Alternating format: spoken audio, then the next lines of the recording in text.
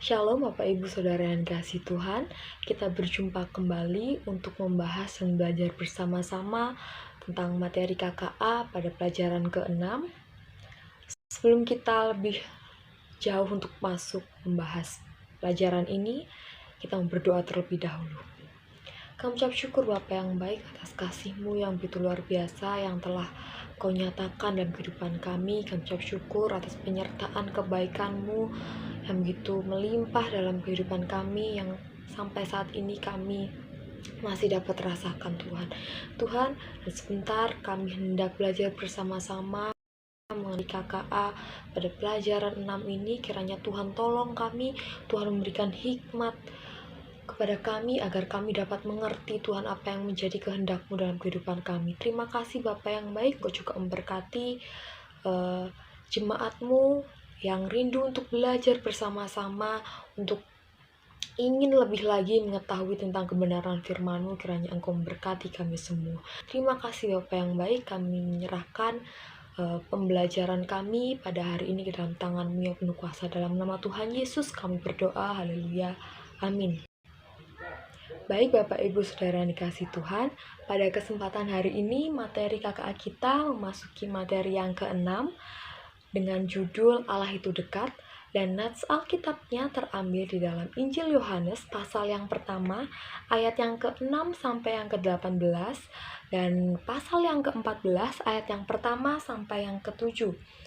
Baik Bapak Ibu Saudara, kita akan bersama-sama belajar terlebih dahulu melalui latar belakang penulisan Injil Yohanes ini dibuat. Ya, kita akan membuka di dalam Yohanes pasal 20, mungkin di buku pegangan kita tidak dicatat. Yohanes pasal yang ke-20 ayat yang ke-30 sampai yang ke-31. Saya akan membacakannya untuk kita semua. Judul perikopnya, maksudnya Injil ini dicatat. Memang masih banyak tanda lain yang dibuat Yesus di depan mata murid-muridnya yang tidak tercatat dalam kitab ini, tetapi semua yang tercantum di sini telah dicatat, supaya kamu percaya bahwa Yesuslah Mesias, Anak Allah, dan supaya kamu oleh imanmu memperoleh hidup dalam namanya. Nah, Bapak Ibu Saudara yang dikasih Tuhan, ada beberapa teolog yang menuliskan bahwa latar belakang Injil adanya ajaran-ajaran sesat yang meragukan keilahian Yesus, ya, yang menyebut bahwa Yesus itu adalah manusia biasa dan lain sebagainya. Nah, maka muncullah Injil ini ditulis, ya, dengan tujuan supaya kamu percaya bahwa Yesuslah Mesias, Yesus Anak Allah. Nah, seperti itu ya Bapak Ibu Saudara. Nah, saya akan membacakan materi yang telah tersedia di buku pegangan kita. Selama bertahun-tahun umat Allah tidak menyadari bahwa mengikuti Dia adalah sesederhana memilih hidup atau mati. Mereka mengikuti guru-guru dan agama-agama lain yang menyarankan begitu banyak cara untuk menemukan Dia. Dan cara-cara itu biasanya mencakup mempelajari rahasia-rahasia kerohanian tertentu atau mengikuti aturan-aturan atau ritual tertentu, tetapi usaha-usaha yang mereka lakukan itu gagal. Kita percaya bahwa Allah telah mengasihi Bapak, Ibu, Saudara, dan saya. Amin. Dan Ia rindu supaya kita semua memutuskan untuk mengikuti Dia. Itulah sebabnya Dia mewahyukan dirinya melalui putranya yang tunggal, yaitu Yesus Kristus. Yesus datang ke dunia ini sebagai manusia untuk menunjukkan kepada kita Allah sesungguhnya. Baik saudara yang dikasih Tuhan, kita akan masuk ke dalam bagian selanjutnya, yaitu pertanyaan-pertanyaan studi. Pertanyaan yang pertama, siapakah dua orang yang ditulis oleh penulis dalam Yohanes pasal yang pertama ayat yang ke-6 sampai yang ke-11? Kita langsung melihat di dalam Yohanes pasal yang pertama ayat yang ke-6. Di situ dikatakan bahwa datanglah seorang diutus Allah, namanya Yohanes. Nah, di situ sudah jelas ya Bapak Ibu Saudara, dituliskan namanya Yohanes. Nah, Yohanes datang sebagai saksi untuk memberi kesaksian tentang terang. Yohanes yang dimaksud di sini adalah Yohanes Pembaptis. Bapak Ibu Saudara bisa melihat rujukan ayatnya di bawah, di bagian bawah biasanya dituliskan pasal 1 ayat yang ke-6. Di situ rujukannya ada di dalam Matius pasal 3 ayat yang pertama, lalu Markus pasal yang pertama ayat yang keempat, dan Lukas pasal yang ketiga ayat yang pertama sampai yang kedua. Jika Bapak Ibu Saudara memakai Alkitab, biasanya di akhir kata, misalnya pasal yang ke-6, setelah nama Yohanes, di situ biasanya ada tanda bintang. Di situ Bapak Ibu Saudara bisa klik dan melihat ayat-ayat rujukan siapa Yohanes yang dimaksud. Jadi selanjutnya yang ditulis oleh penulis dalam Yohanes pasal yang pertama ayat yang ke-6 sampai yang ke-11, menurut saya adalah Yesus Kristus yang datang sebagai terang. Nah, walaupun di situ tidak dituliskan secara gamblang ya, di ayat yang ke-6 sampai yang ke-11 tidak dituliskan secara langsung nama Yesus Kristus seperti yang kita lihat pada ayat yang ke-6 tadi, nama Yohanes dituliskan secara langsung gitu ya kan. Nah, tetapi jika kita membaca dari ayat yang ke-6 sampai yang ke-11, terang yang dimaksud merujuk kepada Yesus Kristus. Nah, kita bisa melihat dari sifat Injil Yohanes ini yang ingin menunjukkan tentang keilahian Yesus. Dalam ayat yang ke-6 sampai yang ke-11 dikatakan, datanglah seorang yang diutus Allah namanya Yohanes. Ia datang sebagai saksi untuk memberi kesaksian tentang terang itu, supaya oleh dia semua orang menjadi percaya. Ia bukan terang itu, tetapi ia harus memberi kesaksian tentang terang itu, terang yang sesungguhnya yang menerangi setiap orang sedang datang ke dalam dunia. Ia telah ada di dalam dunia dan dunia dijadikan olehnya, tetapi dunia tidak mengenalnya. Ia datang kepada milik kepunyaannya, tetapi orang-orang kepunyaannya itu tidak menerimanya. Nah, di situ kita bisa menyimpulkan ya Bapak Ibu Saudara bahwa terang yang dimaksud adalah Yesus Kristus. Nah, mungkin pertanyaan nomor 1 ini di situ kan disebutkan 2 orang, tapi mungkin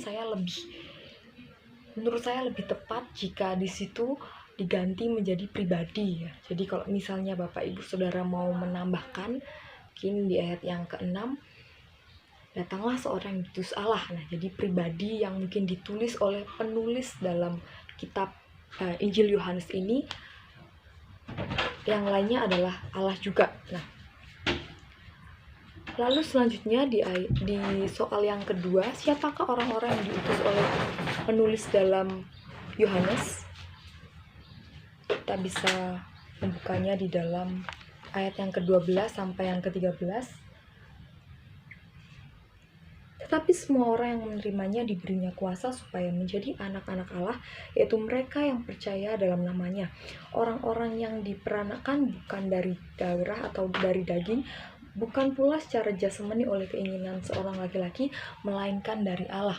Bapak Ibu Saudara dikasih Tuhan, kita bisa melihat bahwa orang-orang yang dimaksud oleh penulis yang dituliskan dalam Injil Yohanes pasal yang pertama ayat yang ke-12 sampai yang ke-13 adalah semua orang yang mau menerimanya dan percaya kepadanya. Jadi bukan berbicara tentang orang-orang yang diperanakan dari darah atau daging, tetapi orang-orang yang dipilih oleh Allah.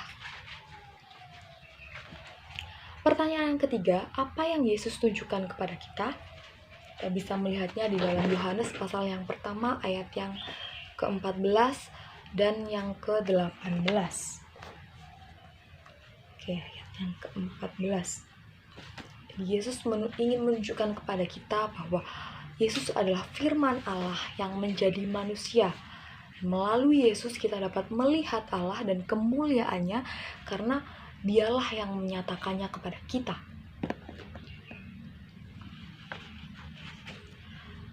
Pertanyaan yang keempat, bagaimana orang-orang menemukan jalan kepada Allah Bapa?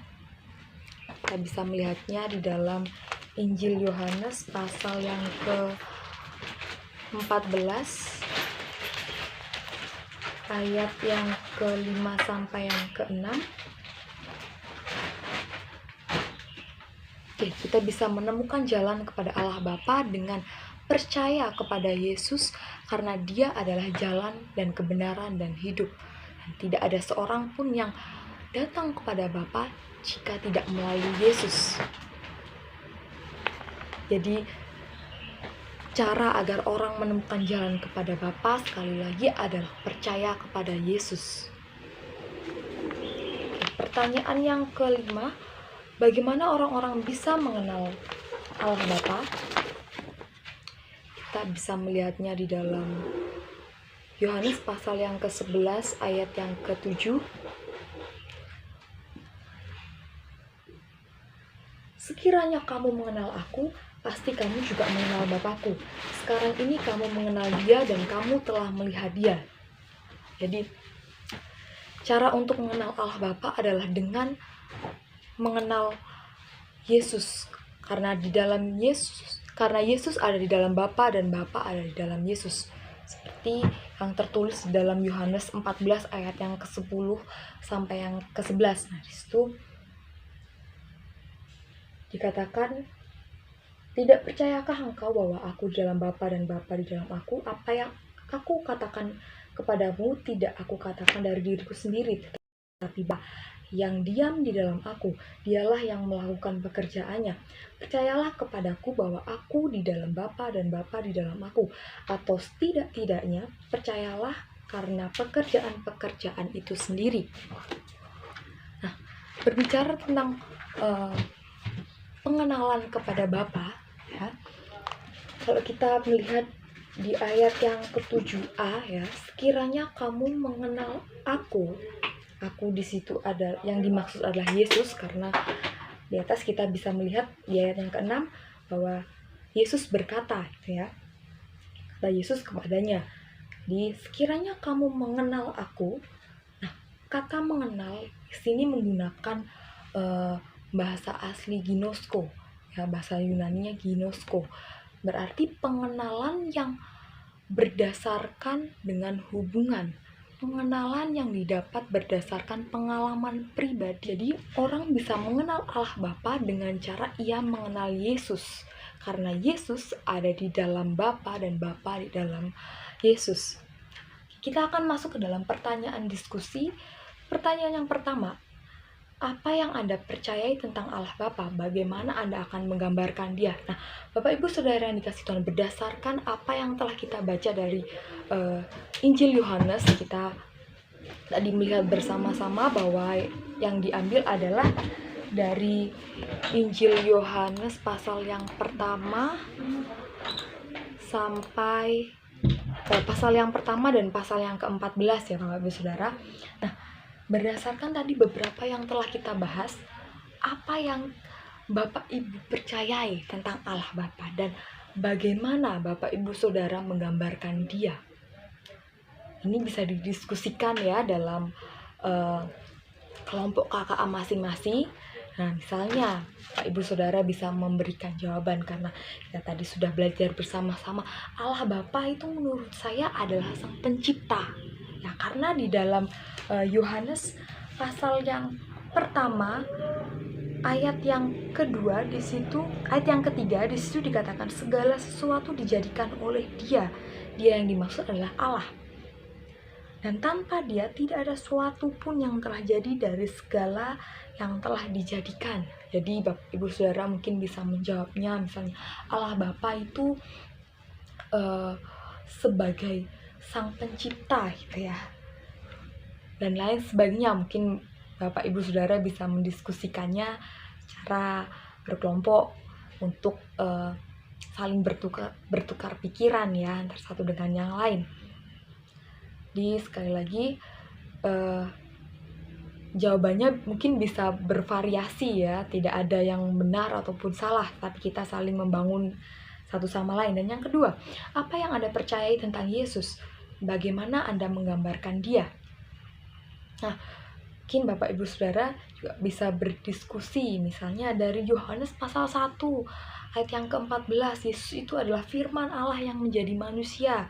Lalu mungkin seseorang bisa memberi saran lagi bahwa Yesus itu juga anak tunggal Allah Bapa, dikatakan di dalam Yohanes pasal 1 ayat yang ke-18, ataupun di dalam Yohanes pasal yang ke-14 dikatakan bahwa Yesus adalah jalan dan kebenaran dan hidup. Jadi tidak ada seorang pun yang datang kepada Bapa jika Yesus. Nah, mungkin gambarannya bisa seperti itu ya contohnya.